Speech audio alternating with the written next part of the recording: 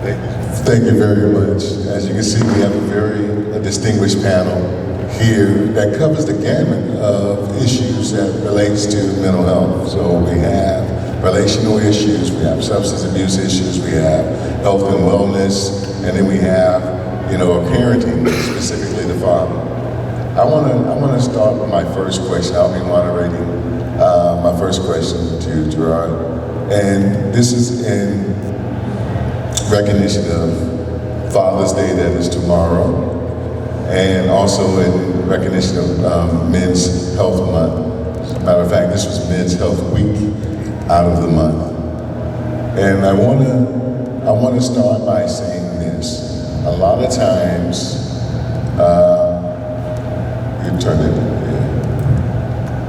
a lot of times, men suffer in silence. So, unlike women to me are very strong. They're free enough to share with friends. And then sometimes we hold everything in, right? And all of that energy that we're holding inside has some sort of an impact on us. So for the guy who is dealing with issues, who's having some challenges within his family, who may be dealing with some stress or some pressure about providing for the family, I'd like to start with you and then from the other panelists. I want you guys to give your perspective from your profession. What do you say to that father who's going to participate in your organization, who's struggling and is looking for answers about how to cope, how to manage with just the stress and the pressures, and it's not really open to a lot of discussion and not really open to being very transparent. Let's give you a little bit of something. What do you say then? Well, we as men, men really don't talk a lot. I'm quite sure when the therapists have to probably pull even deeper and harder for a man to really open up. Men need a safe space to even talk. If a man starts to talk and the first thing is he's being criticized or either being looked down upon, he automatically is going to shut back down. We have a lot of men that want to be a part of their child's life. But sometimes, with a hurt mother, because of the fact that they're not together, she either, if the man is not bringing enough money in, that she may think that that's going to help support, the lifestyle of the child, and he's not making enough money. And if he's keep getting beat down, he's automatically going to shut down. Men, we need to seek therapy. I am a Desert Storm veteran. I had to seek therapy,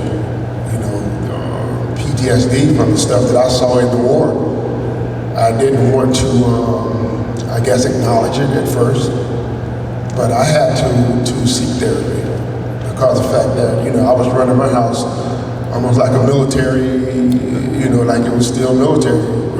Do what I say, dress right, dress, but, as my kids, as my sons started to get older and they started talking and we started talking, and, sometimes you have to be able to talk everything out. Even with my kids, I had to start talking with them.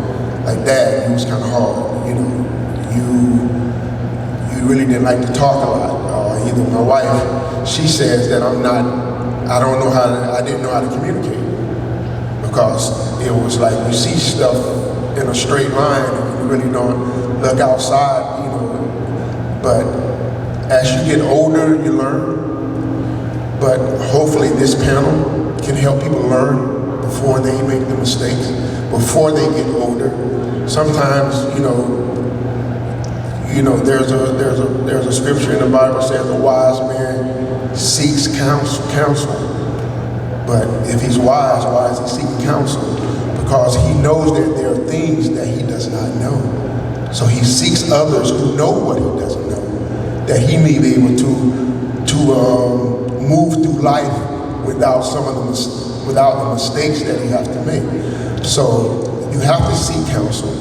Men, if you want to be a part of your child's life and you don't know how, there's ways, there's lawyers, there's attorneys that can help you with those avenues. Fathers, if you're not a part of your child's life, please get a part of your child's life because he needs you. Because if not, he's going to need or she's going to need a lot of counseling through life because of the fact that he or she needs your guidance. So I just want to piggyback before we go to you. What I'm hearing you say in terms of men to encourage them to communicate. So there needs to be some sort of way that you can engage them. And first, what I heard you say, and you can correct me if I'm wrong, is that they need to be heard and not criticized, because the criticism will shut them down.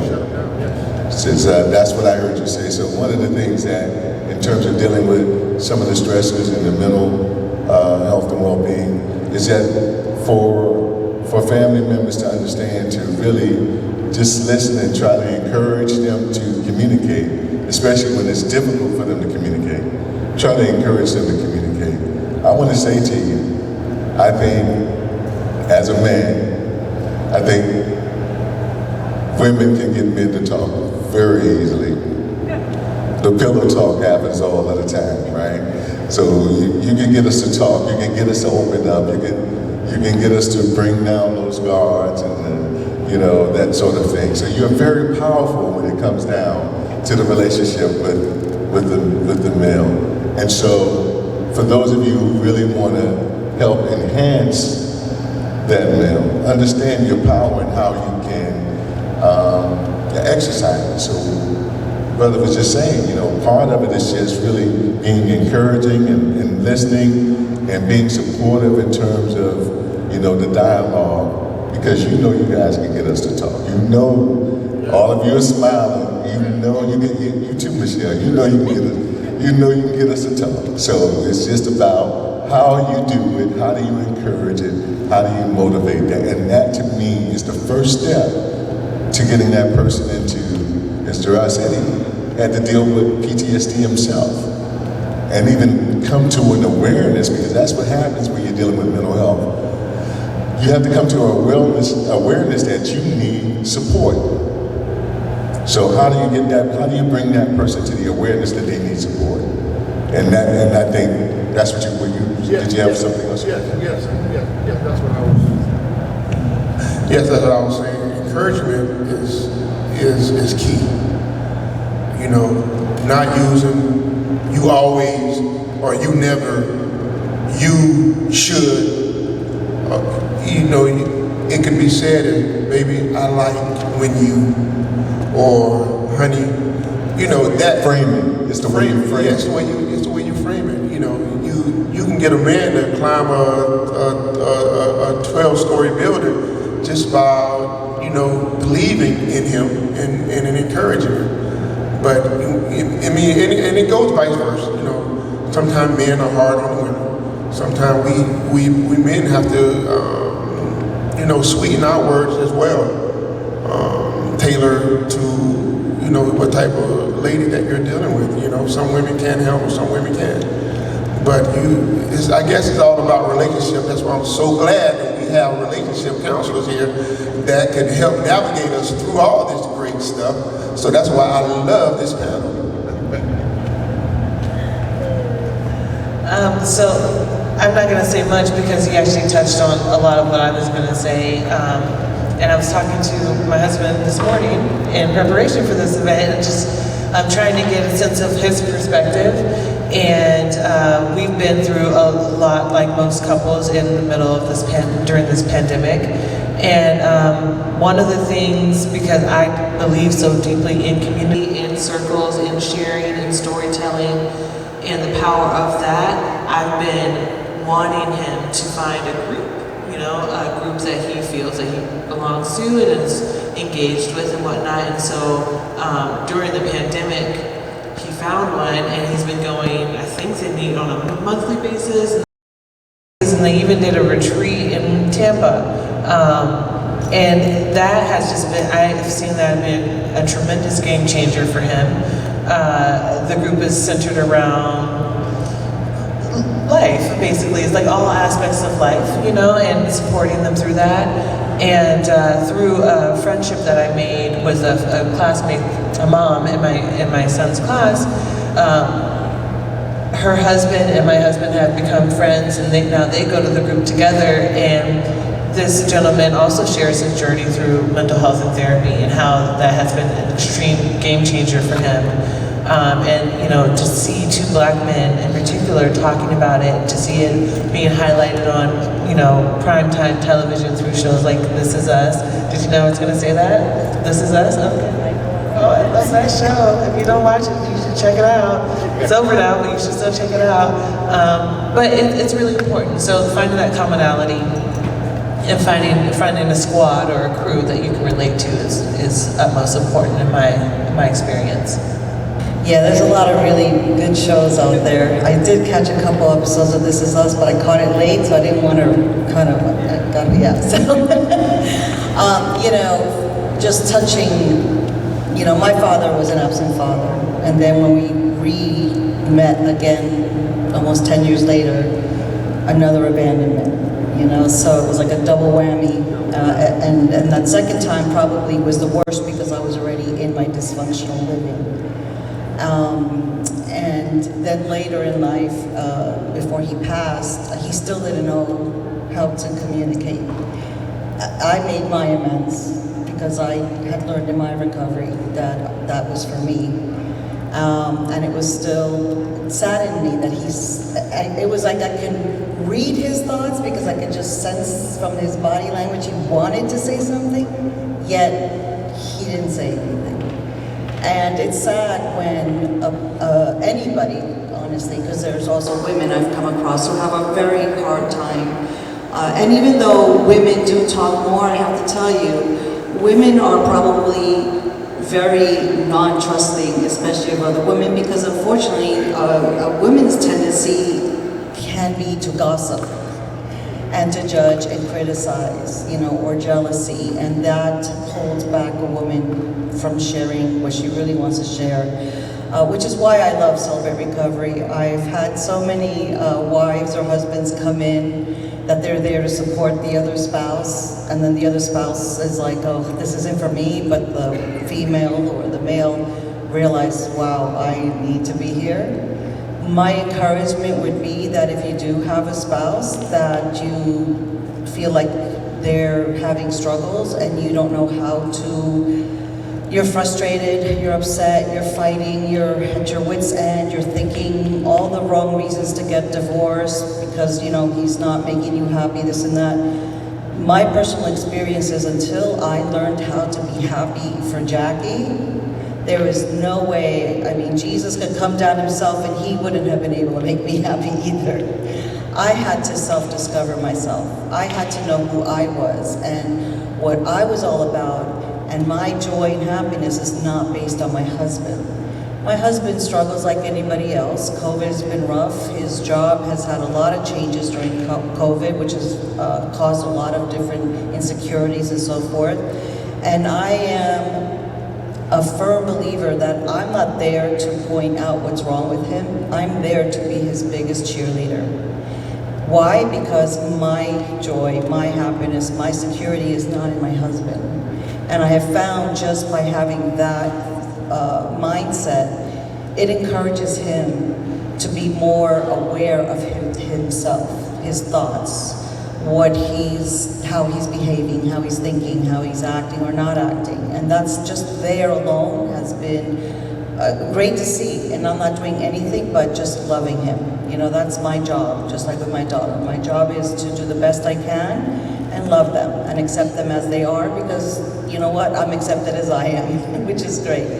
And iron does sharpen iron. You know, we are in this together. One of the things I've learned as somebody who does go to church is I can't talk in my regular Bible small group like I share in my Celebrate Recovery open share circles. If I do that, forget it. I'm either gonna get kicked out or they're not gonna know what to do with me. They'll be probably doing some intervention. But that's what I love about recovery support. It's about being able to be in a safe space that's confidential, and I can talk about what happened today. I'm not there to complain about what this one did or that one did. I'm there to talk about how it affected me. How my father's lack of opening up to me when I really thought he was going to, it didn't happen. But how I was very satisfied and content that I knew I had forgiven him. And just allowing myself to, I guess, think out loud, but amongst people who really are there to learn, to listen, to grow. And that's the best support anyone can get. Now, sometimes counseling, professional counseling therapy is not affordable to many people, or the time frames doesn't always work. But you can go online and find so many different avenues to get that support. If it is specific to drugs or alcohol, you have AA and A. If you are a family member who's struggling with a family member who's doing drug or alcohol abuse, you have Al-Anon. If you have a gambling problem, there's GA. If you have food problems, there's OA. There's so many. To me, when I grew up, there was not a lot of resources for myself at 11 years old, not knowing what to do with my life in a dysfunctional upbringing.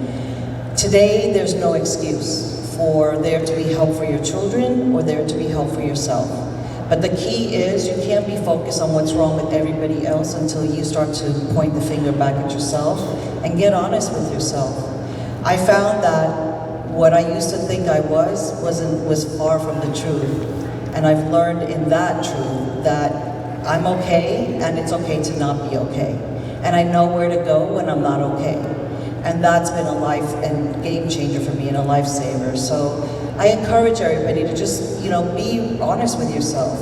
There's an AA saying that says, "To thine own self be true." And I love that because my best day is when I can be real with myself. And when I wake up in the morning, if I'm feeling out of sorts, understand that, I don't have to try to figure out why I'm not feeling, happy and joyful and free. No. It's a moment, it's a feeling. I've learned feelings can be overrated, but if it's something that's happening in my life and that I'm feeling a certain way because of it, I know I have tools that I can use to now go get the type of support I need so that I don't fall, become a mess in that. So I don't isolate, so I don't get depressed, so I don't have anxiety, so I don't, list it. Because again, recovery, as I've learned, is not just about drinking or drugging. There's so many different things anyone can use to self-medicate during times. And I've learned you can run, but eventually you're gonna run into the wall. I'm telling you, I'm living proof. Thanks.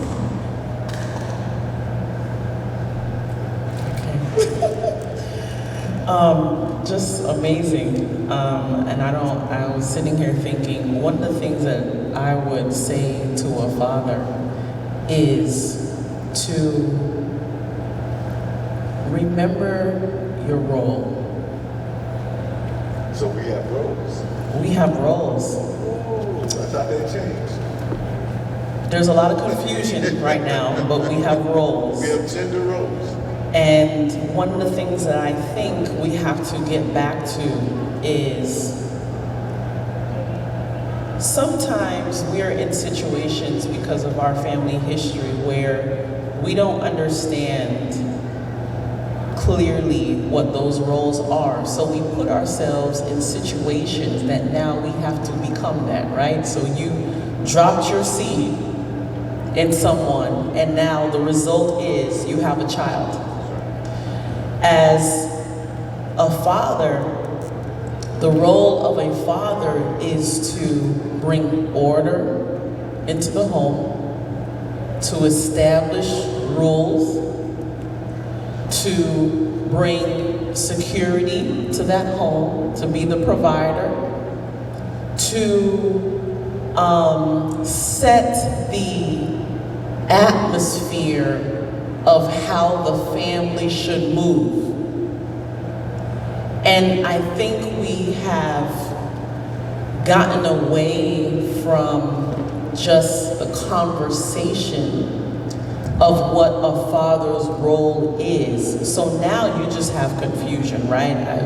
I met this young woman, I did whatever I needed to do, and now I have a child and I have no idea what I should be doing other than she's calling me and she's saying that I need to be paying child support or I need to be taking, and I think we're not recognizing, like, wait a minute, before I got into this relationship, do I actually understand what it means to be a father? Should something happen, should we have children, do I know what that role is? And so I would just encourage the fathers today, letting them know that maybe they haven't seen that clearly in their family history, but they are accountable to what they have produced.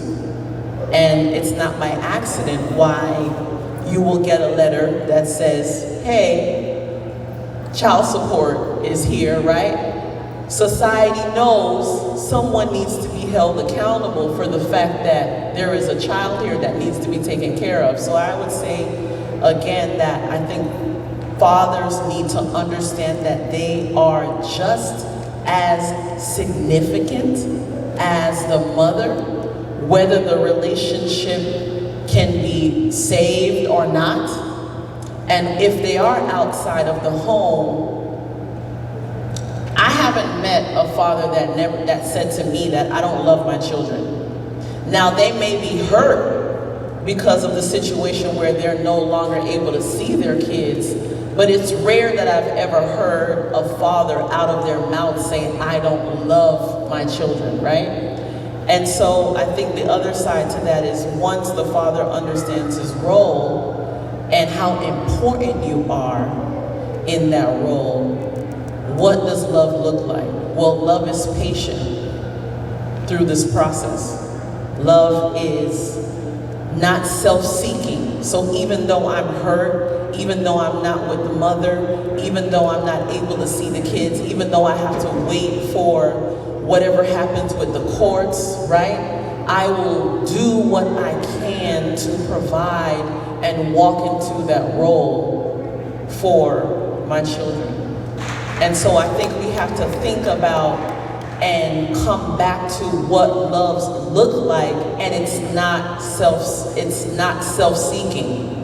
So if I paid the price to be a father or a mother, it's not self-seeking. And if we get to that level, then I think we'll begin to start to see, okay, well, if it's not about me, then let me figure out what I gotta do to step in and walk into my significant role as a father. So I just encourage the fathers that are listening, you are significant, you have a role. Let no one ever tell you that you don't. Your children need you. Understand what love is, deny yourself, and walk into that, and I believe that your entire lineage will be blessed. So